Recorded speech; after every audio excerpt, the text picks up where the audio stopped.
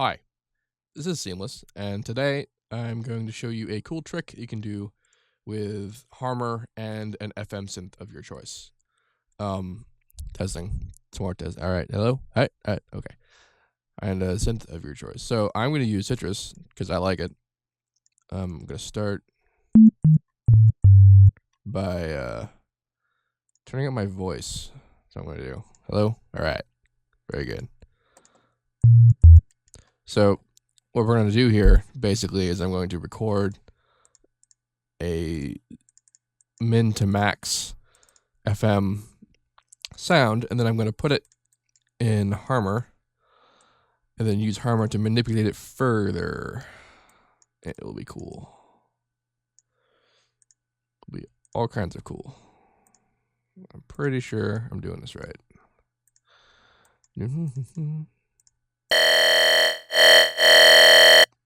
Did I what? What? Oh, that's what I wanted.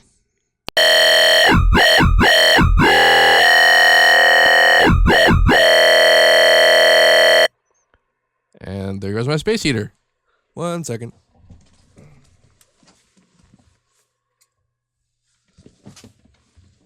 I'm not going to restart the video. Okay. Let's turn that down a little bit.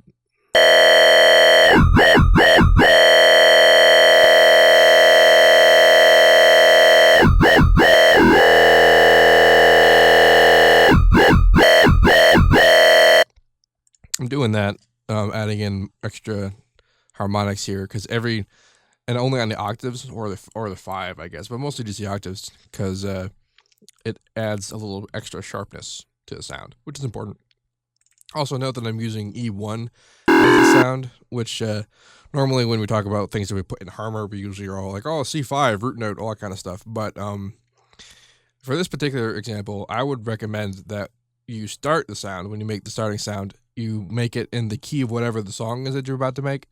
In this case, I'm doing E, and so that means that the resulting sound will be mostly around that. But you'll see that it doesn't particularly matter. But with FM, the higher you make the sound, the actual like Formant sound that you get won't be the same if you just transposed it down afterwards, because there's pitch differences and that kind of stuff. I tested this. So, this is all we're doing. Just straight up. That's it. So, now we're going to record it. And this is once more a brief little moment on how to use Edison, because sometimes people forget. This is the Edison that you're greeted with when you get it. You're going to take this, and you're going to leave it there because we're only making a file about 4 seconds long, but this determines the maximum amount of time that you can record a file. I usually just leave it on infinity. Then you want to select on play and hit record. And this means that it's only going to record when you hit the play button.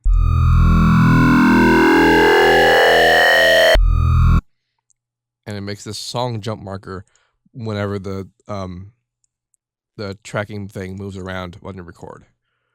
In this example, it moved when it hit the end of the loop, and that means that you have a marker where the loop ended. Double click on it to select what's after it. You can also click on the selection and move it back and forth. So if you want to select the selection or the not selection, you can do that. In this example, I'm going to do that. Then I'm going to hit delete, so it'll delete it.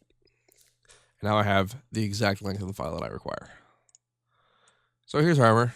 I'm going to go to image and click this button. This is the click and drag button.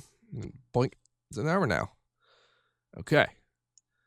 Now, let's make a C5 just because.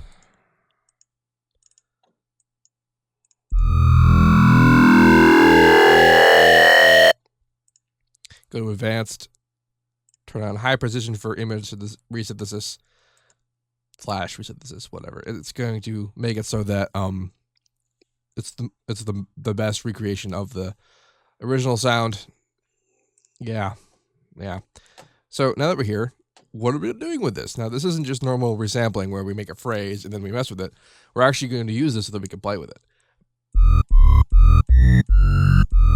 But right now, the root note C is actually E, and that doesn't really work. And if you look at the image here, you kind of see it's real confused about what it's doing in life. So let's take the scale button here. Now what the scale button does, it's default on this particular position, which makes it so that the image that it's created with the spectrograph information will correctly correlate the texture of the sound. But if we were to bring it all the way down,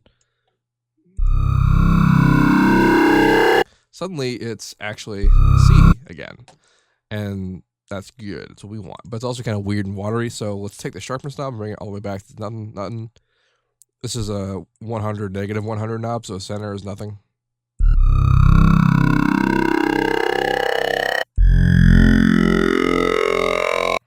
And so now we have basically that FM sound at whatever note we want. So let's also go to speed and bring it down to nothing so that it's just going to not move around. And then we're going to go to quick map on the time knob and go to X. So something interesting happens when you do this is that for some reason, the whole 100 to 100 section of X mapping on the time offset is actually two spans worth of the sound. It's because if I were to just see how that happened. So to fix this, we're just gonna move it up. I'm also gonna move it just a little bit off from the 100% and 100%, 0%, 100%, because if it was zero, sometimes it would overlap and overlap. So if you went and made an automation or a control for the sound, and you just went all the way up, it would turn off. So you don't want it to do that. So move it to a little bit below and a little bit above the line, a little bit above the bottom line, a little bit below the top line. Okay, stop right there. All right. So now.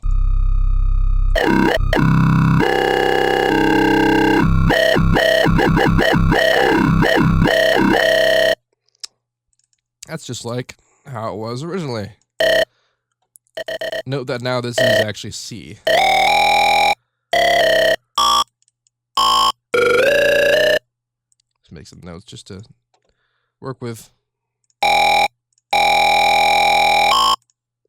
Also in advance, you can turn off smooth mod, just as you did in Citrus over here, so that when you make sharp automation, it will actually do what the automation looks like, as opposed to a smoothed out version of it.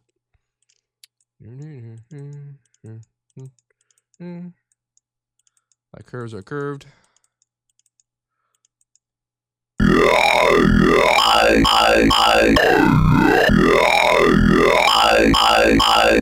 So now we have a FM performance. This is actually kind of like a type of wavetable synthesis, where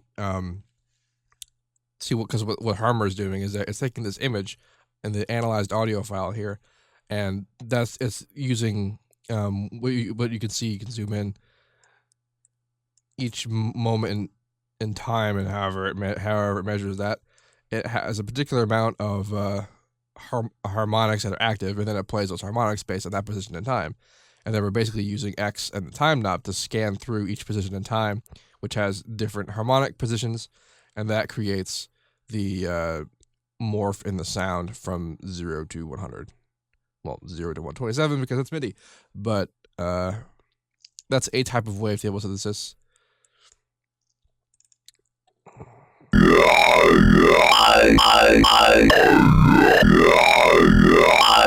So the primary reason that I like to do this is because now that it's here, we actually have direct control over the formants through this knob here.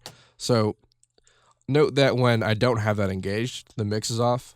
You can see it here. The formants actually move around according to the pitch.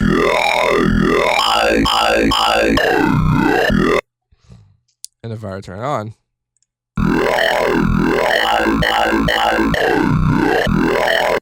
the formants actually kind of stay normalized-ish and around a similar area. And this is so that the Formant characteristics are maintained throughout all the pitches. So that will mean that if you play a high note, it'll still have the kind of lowish sounding Formant characteristic of the original low Formant recording from the Citrus patch.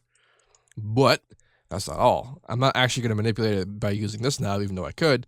I'm going to manipulate it using the parameter drop down area menu option, image Formant mutation right here. One of these days I'll find out what those are actually called. And then go to step. Now just watch what happens.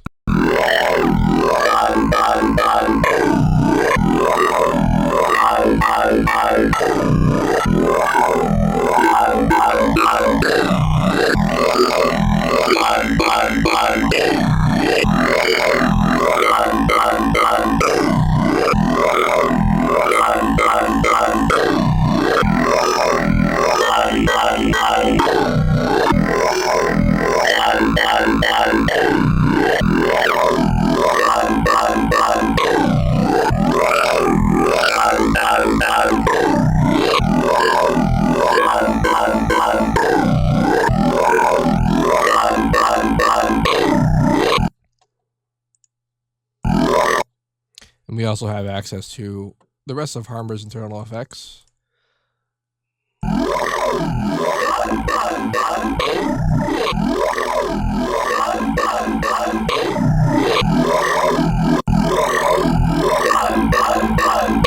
Oh yes, a very important thing you want to do. When you can kind of see over here how the fundamental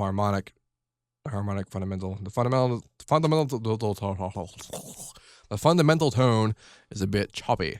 Well, in order to have bass, we want to have reinforced fundamental, and you could just load up an extra plugin of whatever and make it be a sine, and you can have your sub reinforcement, or you can go over here to harmonic protection, and what that will do is it will ensure that the lowest tone, the fundamental, is solid.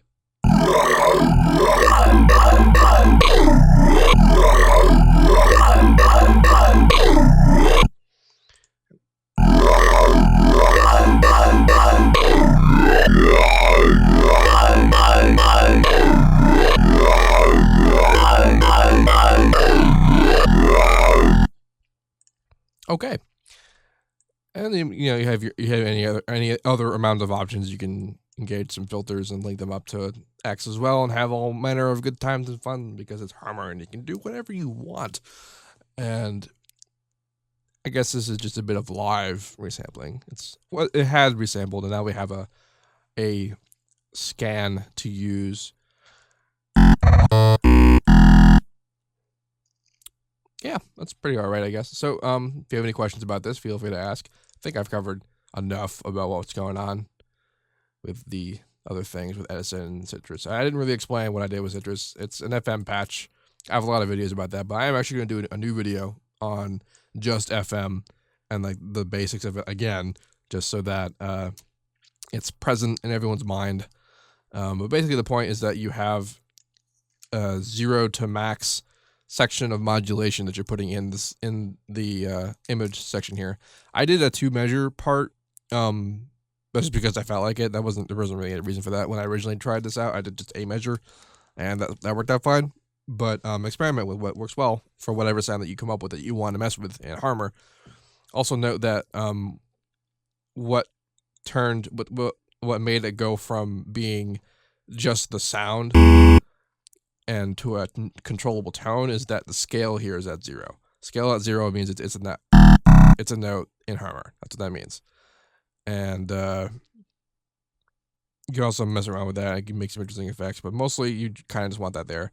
And what made it not this watery kind of washed out sound is brought the sharpness down to 0, which ironically made it sharper. Go figure. So, hope I've addressed holes in my video. So yeah, have a good day.